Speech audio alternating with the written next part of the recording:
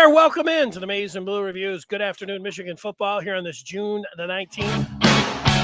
Happy Juneteenth, the new holiday celebration of freedom. Happy Juneteenth, June 19th.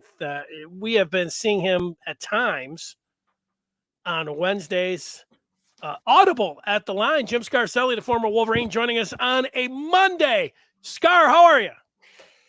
Yeah, a little change of plans. Got something going on Wednesday, but I didn't want to miss out and get a chance to talk Michigan football. Got a big Michigan camp, the final one Wednesday in Ann Arbor. A lot of guys are going to run 40s. I remember it like it was yesterday, being at the Michigan camp and running the 40-yard dash. My position coach, the guy who ended up being my coach, he grabbed the watch. He pulled me and this other guy out of the pack and had us to the front, and we ran 40s, and so it's important. Those drills, the 40s, they're real important for some of these guys that are on the fence. Denny, they're not offers right now.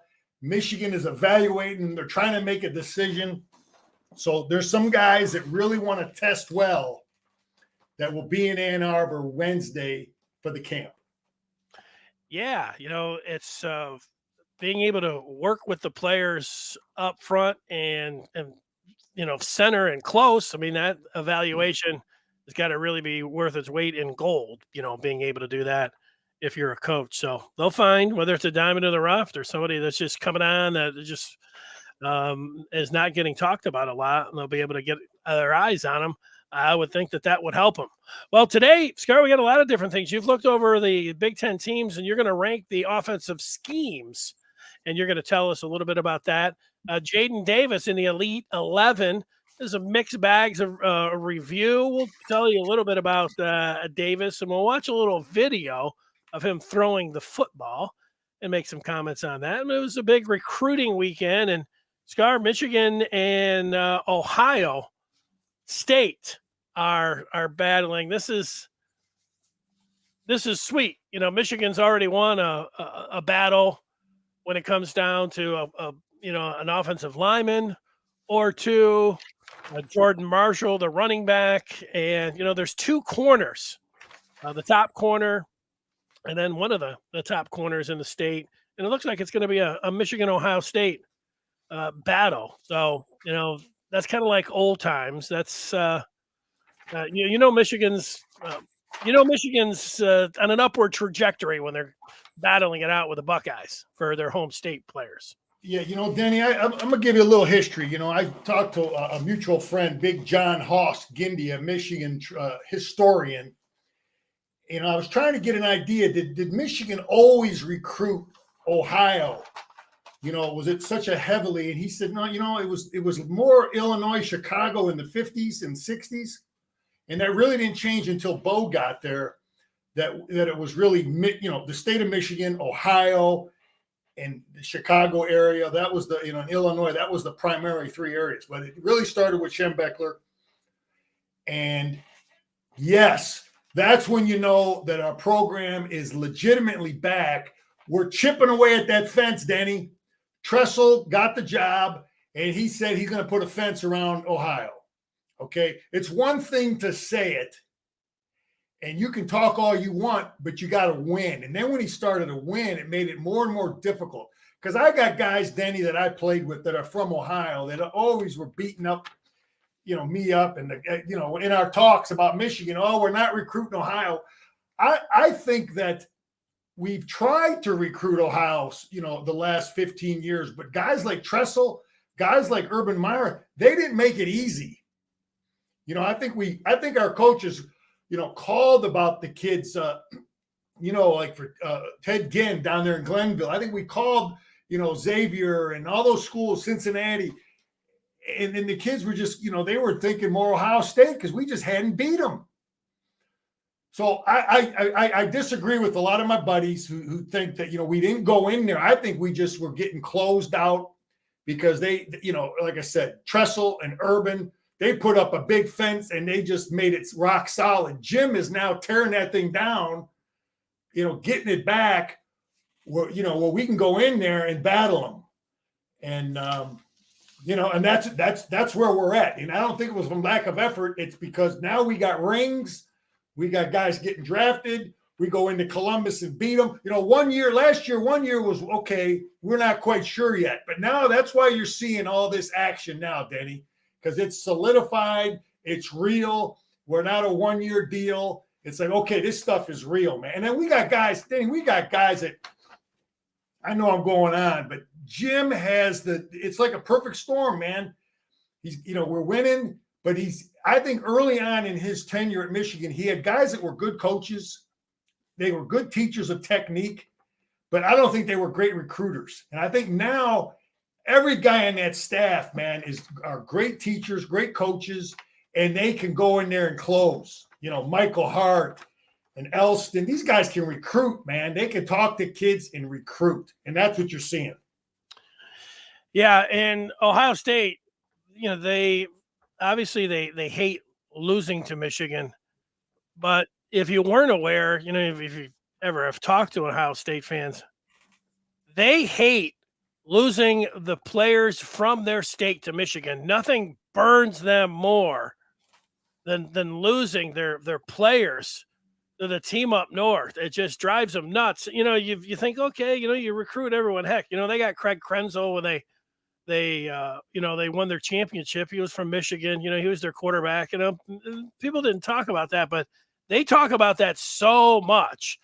Desmond, Woodson. I mean, you just keep going down the list of the Rob Lytle, the great players. Boy, it just it kills them when Michigan is able to have success in their home state. Hey, Danny, look at this. This is what Jim Harbaugh faced when he took the job. We got Mike Weber right there in Cass Tech. Yeah.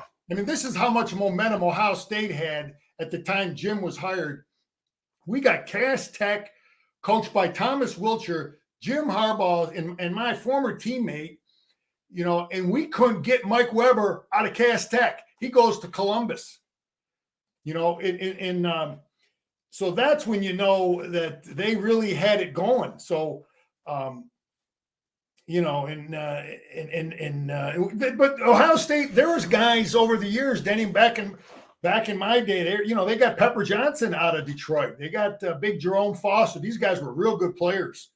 But, we got to lock down Michigan now and start getting in there like we are, stabbing some of their guys. To go in to see Ted Ginn. Brady Hoke used to have, and Lloyd Carr had a great relationship over there at Glenville, right? I believe that's it in Cleveland. Ted Ginn, the old man's the player, the kid's dad. And we used to get a lot of kids from there. And, we got to go back in and get that pipeline going. There you go. You mentioned to me a Union's college. I didn't know where that was coming from. What was the point about that? Well, I saw article, man. I saw article, CBS Sports, one of them talking about unionizing college athletics. And I just wanted I didn't know if you had any thoughts. I'm thinking it through, what does that mean? Does that mean these guys are going to have pay dues. They're going to, and then are we going to cut guys? Are we going to file grievances? What are we going to have?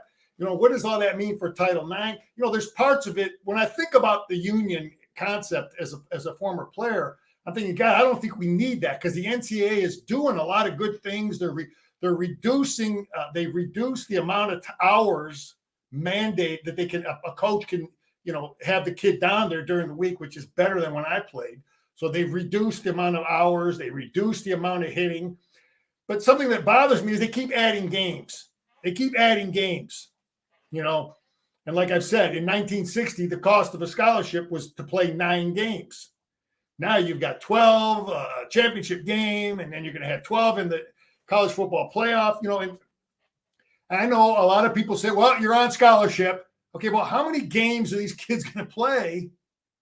So I can understand that argument when you keep adding games, but I'm not really, I'd have to hear more about this. And initially, my initial observation is no, we don't need unions in college athletics. If a coach and a program are mistreating kids, they're not giving them time to go to school or do things, then, coaches won't send their players there. You won't be able to recruit.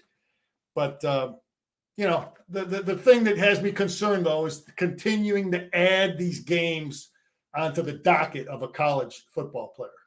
Yeah, well, the universities and the NCAA, their biggest nightmare would be a union. They're going to have to then start paying the players themselves. Then they're going to have to bring in health care. You already mentioned Title IX.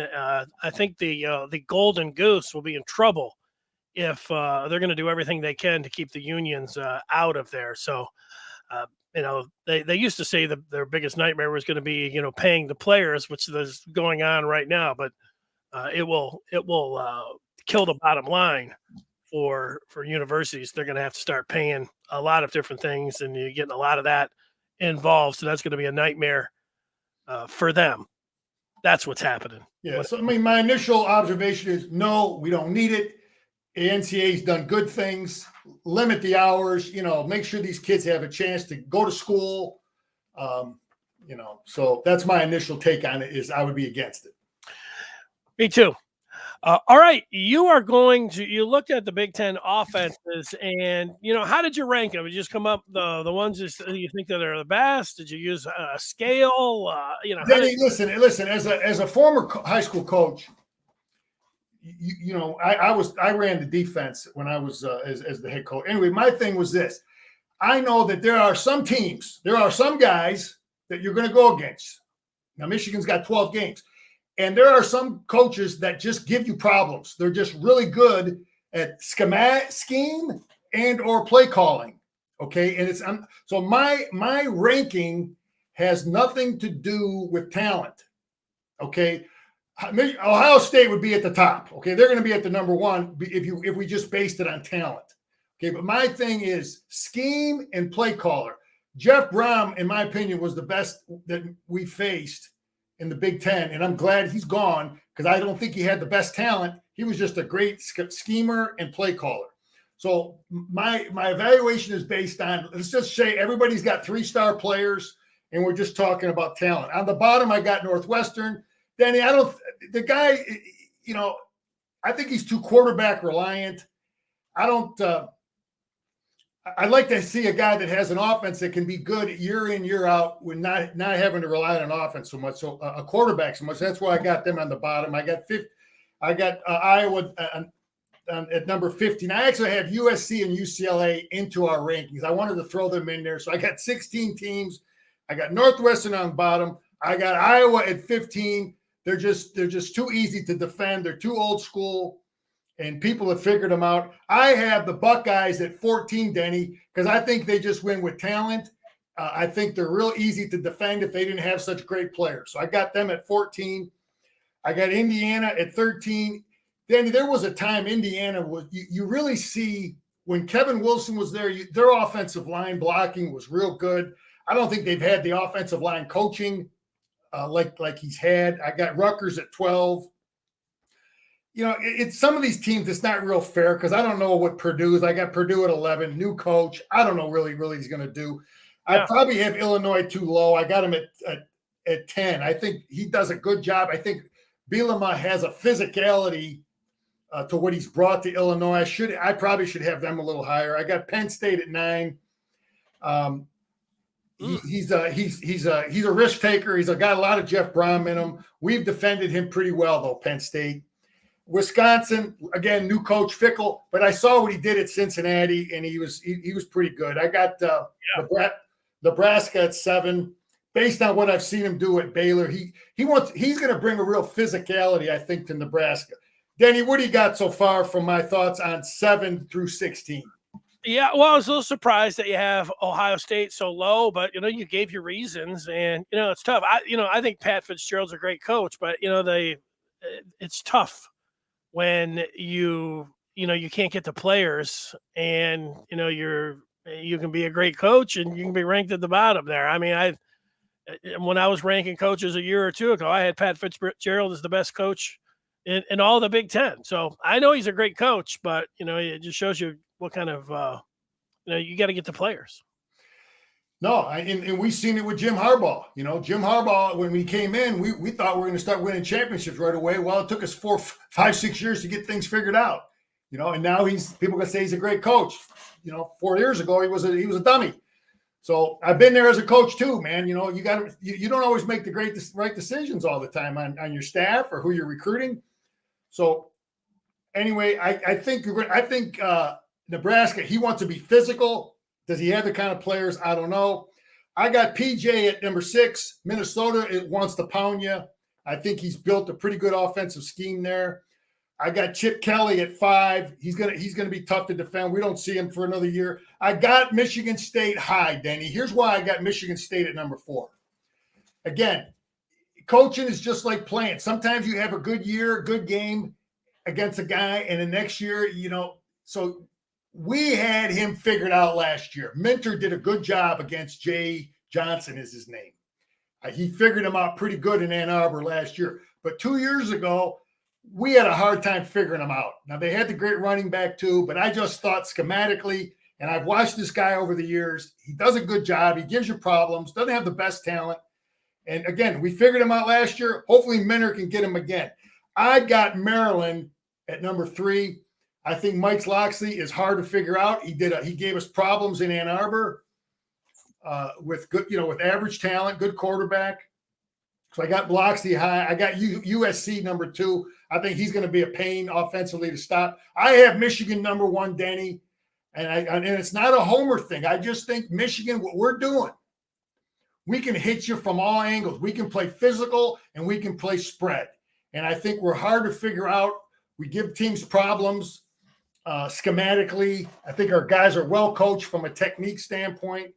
And I got a number 1 because I just think I totally agree with what our scheme is and our philosophy, from having the ability to play physical if we want to, throwing 6 offensive linemen out there, putting 4 tight ends in the game, coming out empty with 4 receivers if we want.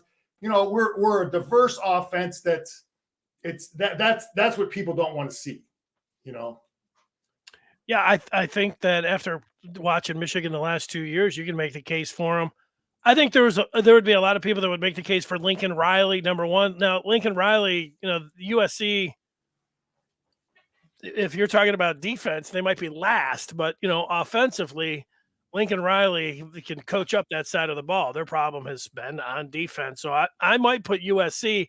You threw me there for a second. We started talking about Chip Kelly, but yeah, UCLA and USC, you adding those coaches in there, those teams in there when you're talking about their scheme.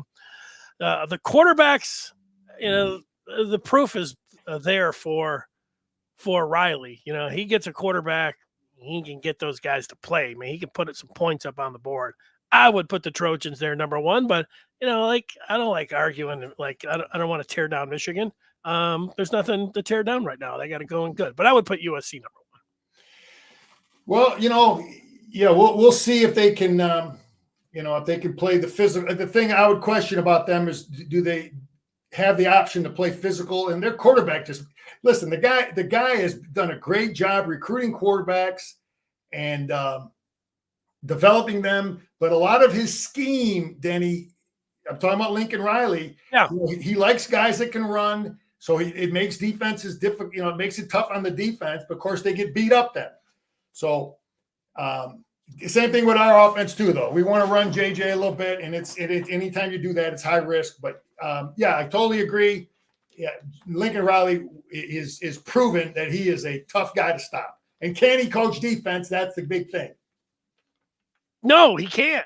No, he can't. He's been around. We've seen enough of that. No, I love it. I love the talk. I love the talk. I love the conversation. Nice job on that list. Scar, I'm very interested to hear what you have to say. The Elite 11 was over the weekend, and Jadyn Davis, the Michigan commitment for 24. The first couple days, it wasn't great. The reviews for Davis, and then they had a 7-on-7 situation, and he got much better write-ups with that. But one thing that was it wasn't just one person that was there watching. It was a number of people that were watching. We're talking about Davis's motion. Now, look, if you're 6 feet tall, you hear the critics of Davis talk about his height, his maybe lack of upper athleticism, what kind of athlete he is, maybe good athlete, but not great. He's a pocket passer at 6 feet tall. Those things, I don't know how much you can work on, but throwing the ball is something that people were weighing in on, and his delivery, people calling it a windup. I wanted you to look at his mechanics. This is not from the last 3 days, but this is from last month when he was taking on the Buckeye Air Nolan. These guys were battling, and we watch him, throw a number of passes here. And I want you to just look at the throwing mechanics. And do you see a wind up or anything that needs to be worked on now? Here he is, just zipping the ball out there. Michigan versus Ohio State. This is Jadyn Davis firing it into the end zone now. So the comments, Denny, was that the side release from some of these people was. I've heard a lot about a sidearm, long wind up, the delivery, calling it a wind up, a too long of a delivery. Now I don't. Here he is throwing the deep ball. He looks like, to me here, that's not the greatest throw that we watched there, but he doesn't look like he's going 100%. This looks like he's just out there, kind of patty caking it. He didn't look like he's putting a lot of zip or anything out there. And so I don't know. I don't detect any wind up mechanically here as I look. Danny, let me just say this about quarterbacks, height, release. I think because of the spread offense and what people are doing now, John Navarre type guys, 6'5", Tom Brady type guys. I think with the spread and what we're doing, there's so much outside the pocket stuff. You don't need a guy that's going to be able to throw over John Jansen and Steve Hutchinson and those type of offensive linemen is crucial. To have tall quarterbacks. So we just talked about Lincoln Riley, who's one of the best offensive coordinators, offensive coaches.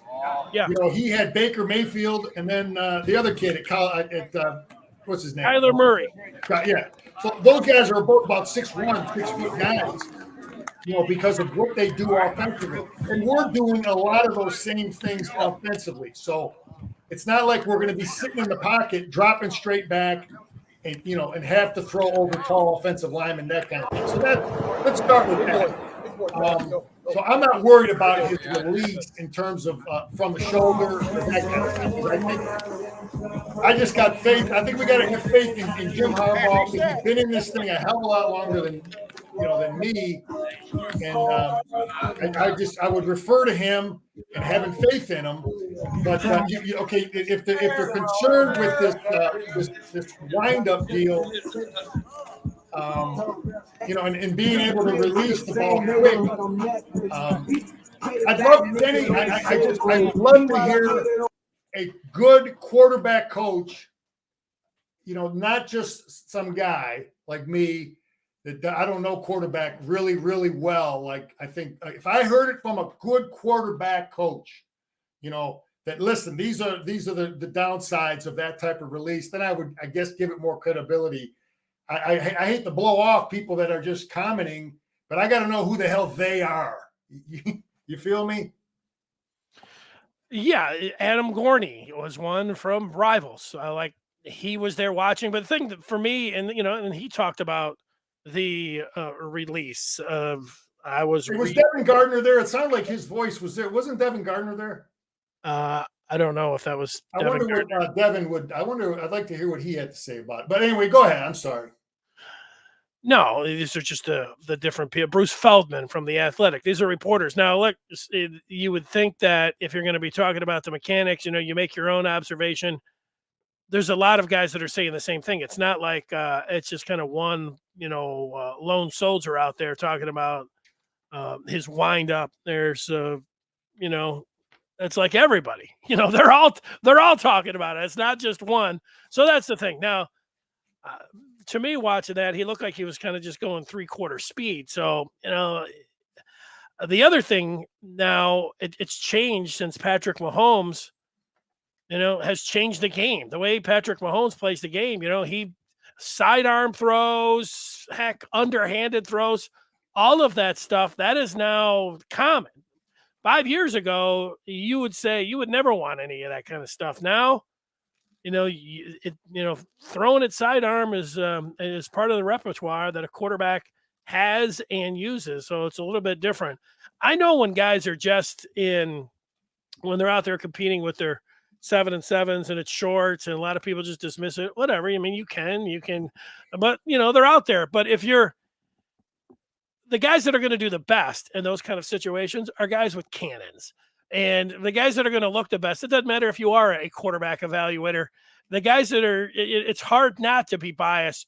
You're going to like the 6'3" guy that, looks like he can throw bombs all over the field, has that strong arm. Those are the kind of guys that are going to get graded out the best. Guys that aren't as tall. I heard Davis, I talked with a columnist from the Charlotte Observer a couple months ago, and he said, Davis reminded him of Chris Leak, the former quarterback for Florida. Now, Florida won the national championship with Chris Leak as their quarterback. I mean, the more I watch Davis, the more I get that. Like, Chris Leak was not this, huge 6'5" quarterback that was throwing the ball the length of the field. It was like Davis's size, and you didn't watch and think, wow, this guy's wowing you with arm strength, but he was a championship quarterback. So if you're doing all of the other things, being able to deliver the ball and accuracy and all of that, that's going to take you a long way. That's a pretty good comparison, because Leak wasn't he wasn't running 4.5. He was a good athlete. I would want my quarterback, Denny, though. I know there's people that say, oh, well, the 7-on-7 stuff isn't that important, or, but I want my guy to look good in both. If I'm recruiting a kid, I'd like to have real good game film, and I'd like to have real good 7-on-7 stuff. I'd like to have, obviously you want your kid to look good testing and everything, is to really, believe you got the right guy. But when I look at the film of these kids, what bugs me is all you got is these kids just get the highlights with no pressure, no kids wide open. I want to see the film where the guy gets a linebacker in his face and he's got to run around and make a play. Yeah, for sure. How you react when you have to bring the team up, and you got 100,000 in the stands and you got 1 million people watching. It's a whole different ball game. JP says he wants him to stop patting the ball before he's throwing. He's not doing it every time. It's a dead giveaway. Move your eyes, not your hands. Here's the coach. He doesn't like people taking so much out of the Elite 11. It's a poor predicator of talent. Majority of winners don't even get drafted because it's not real competition. Yeah, well, it's the one thing. It's just a piece, and it's just something to look at. Like you don't base everything on it. It's a little bit like the combine, and quarterbacks throw at their pro days, and they'll go out there, and some guys, Anthony Richardson put on a huge show. Yeah, Denny, is the guy going to put his head down in Columbus like JJ did when we ran that power, and get that freaking touchdown? I can't tell that in 7-on-7. No, there's a point. Look, there's a point to what Antoine's saying. Like, absolutely right, man. Look, you want you want your guy to do well and all that kind of testing stuff, but you want to have good film. You want to see he's a good high character kid. And look, we got a good kid. Jim will clean up a lot of that stuff, man. We're not going to be in a big hurry for this kid to play, and he will get a lot of those techniques that he questions. But I just think I think the Michigan people got to have faith in a guy that played 15 years in the NFL. And listen, every quarterback hasn't been perfect that he's brought in, but he's done a good job with JJ and Luck and some of these other guys. So hopefully Jadyn will fit right in that mold. Have faith in our leader. Well, sure. I mean, like in what has happened over the last 2 years, and where Harbaugh's at right now, I think that's not a bad way to go. I think that's a good thing to remember here when we talk about recruiting over the weekend. Michigan was able to land two recruits. If you look on Rivals team ranking right now, Michigan is they were number one, then they were down to three. They're at number two. This morning they were. That is in the overall team rankings. They're up to 21 commitments. They got Amarian Stewart, a wide receiver out of Chicago, 4-star. Michigan has been on him for a very long time. That was no surprise that Stewart ends up in the maize and blue. That was a good one. I do think that Micah, Kipana is a little bit of a surprise. Running back out of Las Vegas, not highly touted at all by the recruiting gurus, and yet he's coming in to Michigan, and the Wolverines are out. Their Taylor Tatum is he is a very highly touted running back out of Texas, and Michigan's already got Jordan Marshall, who's a highly touted running back out of Ohio. And so you wonder if this is going to affect Tatum, if this is one of those that you like you said with Harbaugh, you go to the staff and what they're thinking about, and they like them a hell of a lot better than any of these recruiting gurus who this guy was not on their radar at maybe they see maybe he's a linebacker, a running back. I don't know. Maybe that's they're recruiting the kids, say, oh, we're going to play you at running back. Or maybe they see Haskins, a guy like Haskins there, that the other people aren't seeing. But that's great to go into Chicago, man. Denny, we again, Chicago is just like going into Ohio, man. If we can go in there and beat Notre Dame and beat Illinois and beat these guys, lock up Chicago like we did back in the day, and get in there and Coach Scar is a real clear-eyed look at these college prospects. I think that's a compliment to you, Scar. Yeah, I mean, I've seen a lot of them, man, come and go, and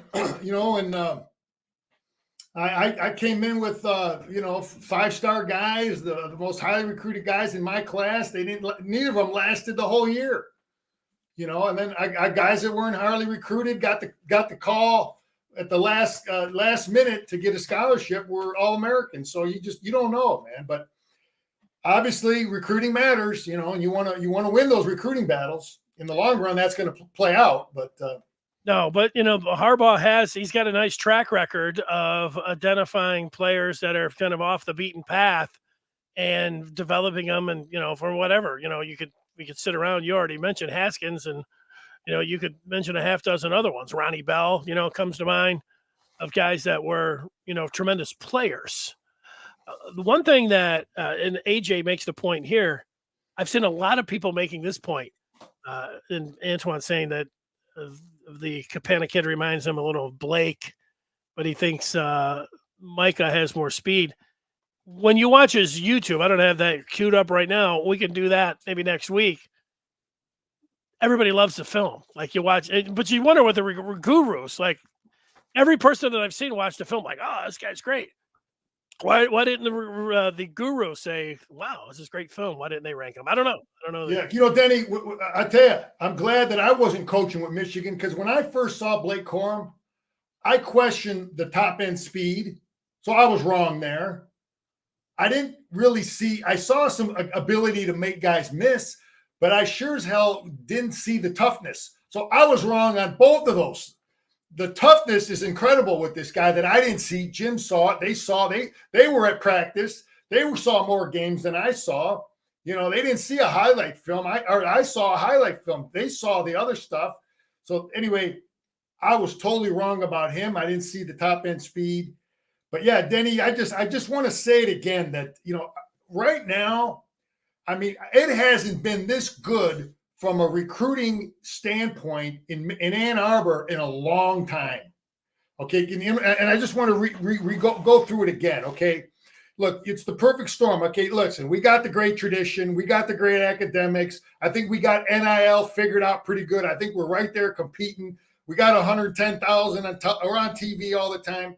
But now we've got the winning going. We got some championships, and we have a staff that is recruiting that can recruit. Okay, we got every one of those guys can recruit. I said it about 20 minutes ago. I just want to say it again because I just think we are hitting it. And the thing is, we just gotta, obviously there, Jim has been around. There's going to be no complacency. We just got to fight like heck to maintain it, Danny. Fight like heck to maintain the winning and the the competitiveness amongst our players, and just try to keep winning, man, and maintain this thing. Yeah, when it comes to name, image, and likeness, I think that we talked about last week with Michigan. They keep trying all these new, hey, here's another one, and I like the approach that they have with it. They're just continuing to hey, this is what we're trying. We're just continuing to try to do everything that we can, to make this the best for our players. I do think, the one last part. Now, Michigan did get Jadyn Davis. He was a 5-star. There are some other highly rated guys, but there is, I don't know, I was going to say half the teams, more than half of the teams. It seems like 3/4 of the teams, Michigan is going to lose some players because they are not getting those signing bonuses, money up front. I do think that this strategy, I don't know if it's a strategy. I mean, they could go and, just select some players and, pay them up front like a lot of the other teams. But I think strategically, they are going to miss out on some of those players. The other players, players that's going to take some money. The majority of them are. Most of those players are going to take money. But if you can get them like Michigan did, if they're winning like they are right now, when you come back around and you have the transfer portal and you can, you get those guys in and they can get that money, that they're going to play immediately and they're going to be able to get it. I think they're going to make up for it. Yeah. Not being able to get those premium players in recruiting in high school in the secondary part when it comes to the transfer portal, and those guys going to be able to get their money there. It's a strategy. I like it. Obviously, the guys they got coming in this year, that's good. So, but they're going to lose a lot of the top guys. Yeah, I think everybody's strategy, Denny, is evolving. I wonder if Texas A&M is having the same approach they had 2 years ago. I don't know. I just want to say this too, Denny, because the winged helmet, you don't just get guys because of the winged helmet. Okay, and you don't win championships, and people aren't laying down because of the wing helmet. You still got to recruit and play and coach and do everything else like that. So I just want to keep hammering at that. Denny, I saw this. I saw a 4-star kid. He was committed to Florida. He's supposed to be graduating in 25. Okay. All right. He's reclassifying. Somehow he built up a bunch of credits. He's coming and he's now going to Ole Miss. Okay. So he's probably a 16-year-old kid supposed to go to Florida, class of 25. And now he's going to Ole Miss. He's going to be reporting it. He's probably there now. I just wanted your thoughts on that. So he's probably a 16, maybe 15, 16-year-old kid supposed to graduate 2 years from now, and he's reclassifying. And old Lane Kiffin said, come on in to the SIP. Well, my thought is that physically, when you're 16, there might be some aberrations out there. Some guys that are, physically able to, to handle being in college, and then, being able to, physically be able to stand up, that's been one of the big things. That's changed. It used to be that it took a lot of guys who they got to get on these programs, freshmen, they're just, I used to look at it in particular on the lines. I mean, these offensive linemen and defensive linemen, but these guys are training so much now that you do see true freshmen, and they're able to play even on the defensive line, which is amazing. Defensive tackle, a guy like Mason Graham. That seems like that that would be my biggest question. I mean, My big concern with this is, I mean, I coached high school, man. There's a big difference between a 15-year-old kid and a 17-year-old kid. yeah. I don't know that I want to take, old Lane took him. He's a quarterback, and Oh, he's a quarterback, huh? Lane took the kid, 15-year-old kid. I would question that, and do I want to take a 15-year-old kid? So that's just something. And another thing that nobody's really talking about. Angelique had it in the paper the other day, though. The kicker. How we just got so spoiled with Moody and what we had from our kicking game. It's something no one's really talking about it. It looks like we've got some good people there, but I just wanted to throw that out there that we took it for granted how good. I don't know that we win the Illinois game without him. No, I'll answer that question. I think you're right. What we have seen is that Harbaugh's thrown a lot at the position. They got the James Turner from Louisville. He's transferred in. They got a transfer from Mississippi State, Hudson Holland back. So there's 2 transfers that are coming in. They've got Samaha from River Rouge, River Rat. He's from Ann Arbor, Huron. Okay. Ranked, the left-footed kicker coming in, and then they got a preferred walk-on in CJM. So the Moody was a preferred walk-on. So who knows? So look like a battle of 4 guys, and maybe Turner was pretty good on shorter kicks, and maybe Samaha would be the until you get those guys in there and see, you don't know. But that is one of the big things. And Doman's been around, and they probably. They know what they're going to get punt wise, I think, from number 19, Tommy Doman. Yeah. So, it looks like we have some guys, and those 3 games. It would be really, really nice to come out of those 3 games with a locked in, confident kicker. I agree. That would be the best deal. And then if you're not happy and you want to leave, then leave at the end of the year. But another thing I saw, Denny, that is of interest to Michigan people, I saw Stanford just signed a kid out of Mater Dei out there in California. Tom Brady's school. No, this is the down there in L.A. Mater Dei, where Leinart went and Palmer. Okay, I got anyway. Stanford beat USC and UCLA for a kid. So when we're looking at recruiting, we got to be taking a peek now at what's going on with UCLA and USC, and we like to see Stanford beat these guys. And hopefully Dion, because that's how McCartney built that Colorado program, was going into Los Angeles. So hopefully Dion can go in there and get some kids from USC and UCLA also. So that we don't have to compete. Let USC take what Dion don't want. Tom Brady went to Juniper Sierra High School. Yeah, that's in the northern. Yeah, Mater Dei is down there in the L.A. area where Leinart and Palmer and those guys went. And Bryce Young, I think, went there. But anyway, that was good news to see Stanford beating out USC for a kid. I'm with you on that. Great job, Scar. What's the plan this week? You running uphill? Pull-ups? What do you do? Yard work, man. Old school. Just back there working in the yard. You don't need to. My mom would say, you don't need to go to the gym. Work around the house. I have a friend that always forget the gym. But anyway, Camp Wednesday, last one in Ann Arbor.